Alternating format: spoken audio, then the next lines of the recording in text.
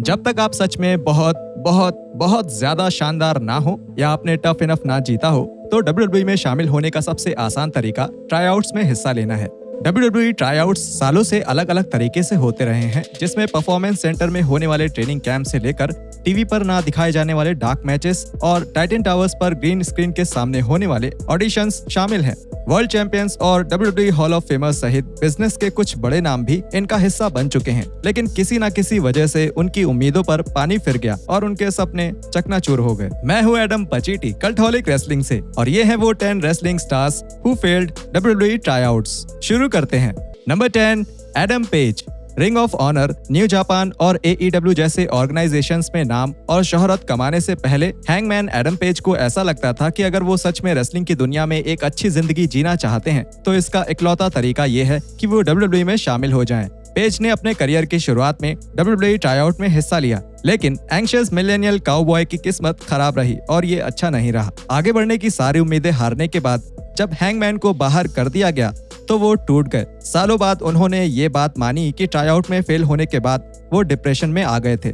उन्हें अपने भविष्य के बारे में सोचना पड़ा और ये भी कि क्या वो प्रोफेशनल रेसलिंग में करियर बनाना चाहते भी हैं या नहीं। पर शुक्र है पुराने AEW वर्ल्ड चैंपियन उस मुश्किल घड़ी से बाहर निकलने में कामयाब रहे और यूनाइटेड स्टेट्स और दूसरे देशों में भी एक शानदार करियर बना पाए। ये बात जरूर कहनी होगी कि जब AEW आया तो ये उनके और उनके जैसे कई लोगों के लिए एक गेम चेंजर साबित हुआ जो WWE ट्राईआउट्स में सफल नहीं हो पाए थे।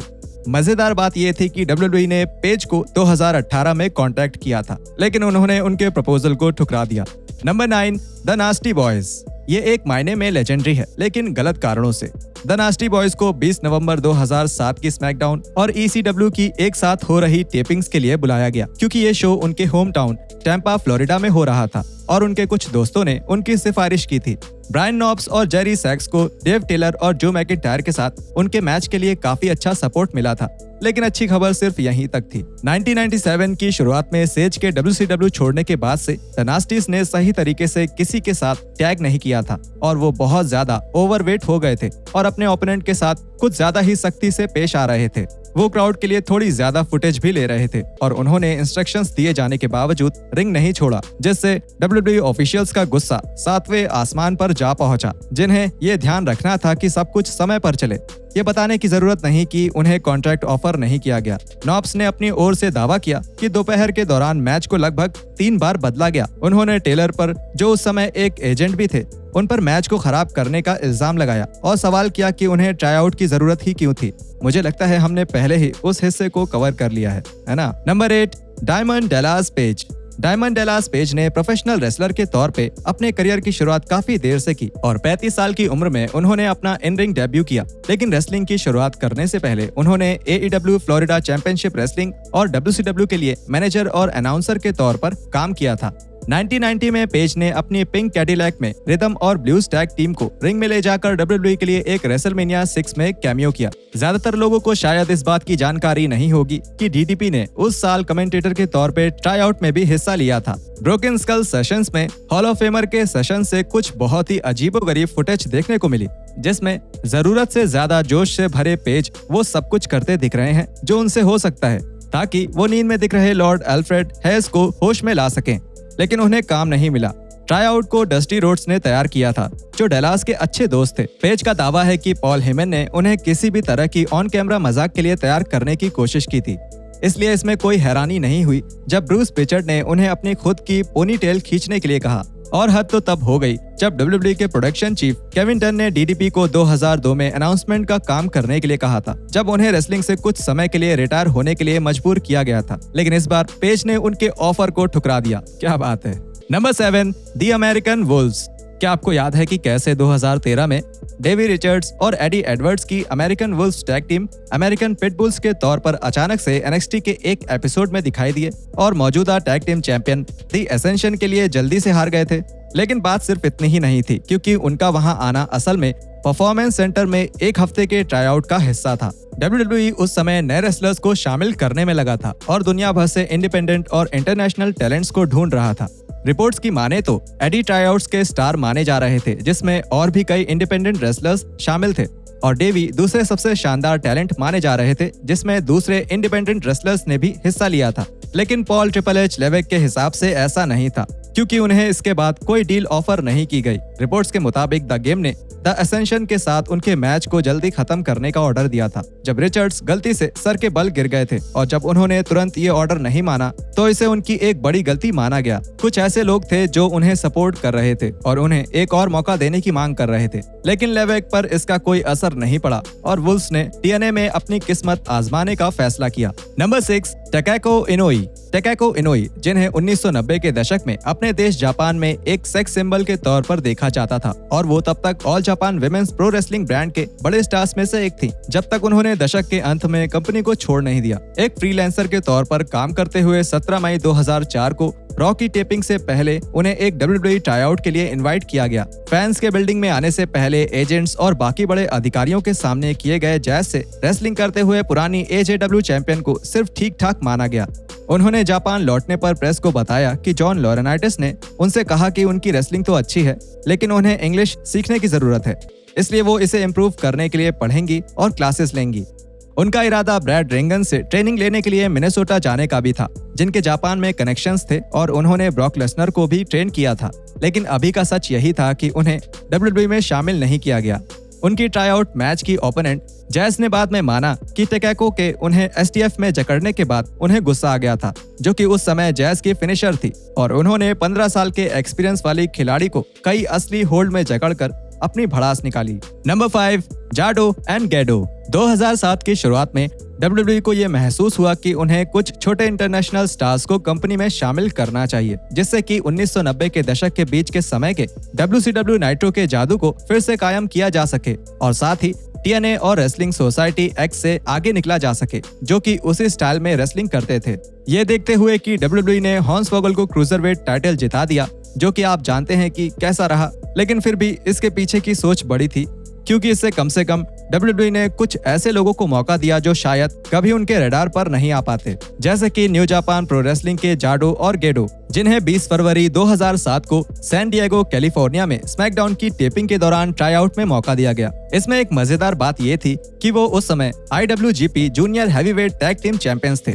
यह भी दिलचस्प है कि किसी भी रिपोर्ट्स में कभी उनके ओपोनेंट्स का नाम नहीं लिया गया था और उनके अपीयरेंस को सीक्रेटिव कहा गया। उनकी एंट्री की सिर्फ एक फोटो जापानीज रेसलिंग मैगजीन में छिपी थी, हालांकि इसके अलावा कोई भी फुटेज मौजूद नहीं है।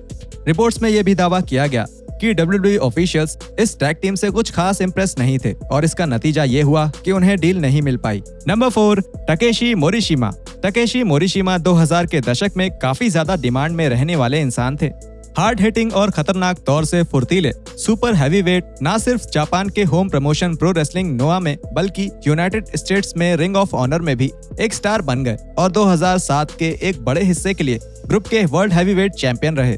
वो नोआ के सबसे बड़े खिताब GHW हैवीवेट टाइटल पर राज कर रहे थे, जब उन्होंने 2008 में गर्मियों में लगातार 2 TV टेपिंग्स में 2 WWE डार्क मैचेस में रेसलिंग की। उन्होंने top rope missile drop kick से लगभग 3 मिनट के अंदर ही चार्ली हास को हरा दिया। ECW और स्मैकडाउन से पहले अपनी दूसरी रात में उन्होंने जेमी नोबल को हराया, और उन्हें टोनी एटलस ने मैनेज किया था। रिपोर्ट से पता चला कि मोरिशिमा अच्छे दिख रहे थे, और नोआ को पूरी उम्मीद थी कि उन्हें साइन कर लिया जाएगा। वो शानदार परफॉर्मेंस दिखाएंगे और फिर कंपनी को और आगे ले जाने के लिए एक बड़े स्टार बनकर लौटेंगे। लेकिन बदकिस्मती से विंस मैकमैन ने जो कुछ देखा उससे वो कुछ खास इंप्रेस नहीं हुए, खासकर उनकी सॉफ्ट फिजिक से, और उन्होंने मोरिशिमा को साइन करने के आइडिया को सिरे से नकार दिया। जाहिर तौर पर उन्होंने मोरिशिमा को पुराने WWE फ्लॉप केंजो सुजुकी से कंपेयर किया, एक ऐसा रेसलर जिसे साइन करने के लिए जॉन लॉरेनाइटिस ने काफी प्रेशर बनाया था।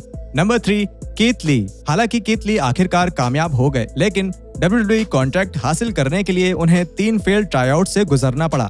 लिमिटलेस 1 के लिए 2008 में हुआ पहला एक्सपीरियंस ही काफी ज्यादा आंखें खोल देने वाला था, जिसमें डस्टी रोड्स ने उन्हें कहा कि वो न सिर्फ बिना तैयारी के थे, बल्कि वो माइक पर बात करने के लायक ही नहीं थे। ली ने इसे सीखने के मौके के तौर पे देखा, फिर से उठे, कुछ और एक्सपीरियंस लिया, और फिर 2011 में दूसरी कोशिश के लिए वापस लौटे। बदकिस्मती से उन्हें एक बार फिर से रिजेक्ट कर दिया गया, लेकिन 2013 में एक बार फिर से उन्हें इनविटेशन मिला। ये ट्राई आउट नए बने परफॉर्मेंस सेंटर में होने वाला था और बिग मैन ने खुलकर इस बात को माना कि वो उन मुश्किल कंडीशनिंग ड्रिल्स के लिए तैयार नहीं थे जिन ड्रिल्स में डब्ल्यूडब्ल्यूई ने उन्हें और उनके जैसे दूसरे खिलाड़ियों को डाला था। हालांकि वो एक अच्छे परफॉर्मर थे, खासकर अगर बात प्रोमोस कट करने की हो, और इस बार वो अमेरिकन ड्रीम को इम्प्रेस करने में कामयाब हो गए। डस्टी ने ली से यहाँ तक कहा कि उनकी मौजूदगी ही ऐसी थी जिससे उनको सच में काफी मजा आया, लेकिन वो भी रिजेक्ट कर दिए गए, जिसके बाद आखिरकार 2018 में उन्हें साइन कर लिया गया। Number 2, New Jack. लंबे समय से ये अफवाह है कि न्यू जैक 2004 के अंत में सीना को नाइट क्लब में किसने चाकू मारा वाली स्टोरीलाइन के असली गुनहगार साबित होंगे। ये सोचना भी पागलपन ही है कि मर्चेंडाइज मशीन बनने से पहले सीना भी इस तरह की चीजों में शामिल थे।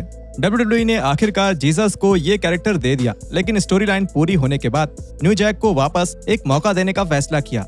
उन्हें 10 जनवरी 2004 को फोर्ट लॉडरडेल में रॉ टेपिंग से पहले एक ट्राई आउट डार्क मैच के लिए इनवाइट किया गया था। दी अल्ट्रा वायलेंट एक्सट्रीमिस्ट के डार्क मैच को रद्द कर दिया गया। उनके वेल विनर्स के साथ इन रिंग वर्कआउट को देखने के बाद न्यू जैक, जिन्हें अपनी एक्चुअल रेसलिंग एबिलिटी के लिए कभी भी पहचान नहीं मिली, रिपोर्ट्स के मुताबिक वो बिग वेल बॉस्की के साथ लड़ते समय बहुत ही बुरे दिखाई दे रहे थे। वेल आपको टोस्टर शॉट या बालकनी डाइव की मांग करनी चाहिए थी।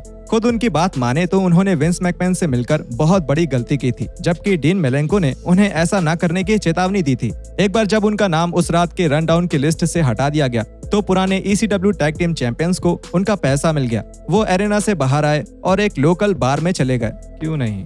Number 1, Eric Bischoff. Eric Bischoff ने रेसलिंग की दुनिया को चौंका दिया जब वो 15 जुलाई 2002 को WWE के फ्लैगशिप शो में रॉ के नए जनरल मैनेजर के रूप में दिखाई दिए। आखिर ये वही आदमी था जो कुछ साल पहले ही विंस मैकमैन के साथ रेटिंग्स वॉर में उलझा हुआ था और WWE चेयरमैन को किसी भी तरह बिजनेस से बाहर करने की धमकी दिया करता था। इजी ना सिर्फ WWE रिंग में बल्कि अपने कट्टर दुश्मन को गले लगाते हुए देखना बिल्कुल ऐसा था जैसे एलियंस और प्रेसिडेंट्स को हाथ मिलाते हुए देख लिया हो। लोग अक्सर इस बात को भूल जाते हैं कि बिशॉफ ने मैकमैन के लिए 10 साल से भी पहले काम करना शुरू कर दिया होता अगर वो ऑडिशन में पास हो जाते तो। WCW के फ्यूचर सीनियर वाइस प्रेसिडेंट 1990 में टाइटन टावर्स गए और WWE ने पुराने AWA अनाउंसर को झाड़ बेचने का टास्क दिया।